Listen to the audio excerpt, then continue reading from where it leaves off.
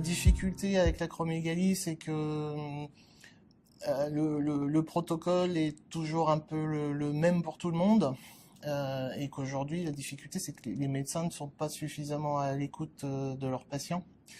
C'est-à-dire que dès qu'on vous a diagnostiqué, bon bah, tac, le traitement, c'est ça, et pas autre chose. Et quel que soit derrière, oui, effectivement, si vous avez des, comment dire, des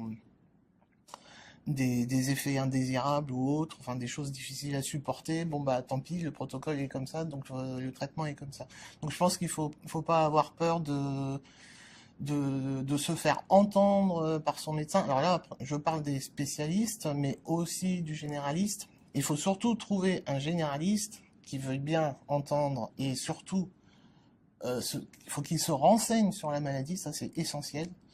Moi, j'en ai trouvé un aujourd'hui qui enfin écoute, se renseigne sur la maladie. Je le vois au fur et à mesure que je le vois. Je vois bien qu'il s'est renseigné, qu'il connaît de mieux en mieux la maladie et que de ce fait-là, il est de plus en plus à mon écoute et qu'il agit en fonction, moi, de mon ressenti et non pas d'appliquer strictement, stricto sensus les choses par rapport au protocole. Sur les spécialistes, c'est la même chose, mais bon, quand on a après la chance, et ça c'est important d'être suivi dans un centre de référence, ce qui est mon cas, enfin, mon hôpital en tout cas est un centre de référence pour les maladies rares.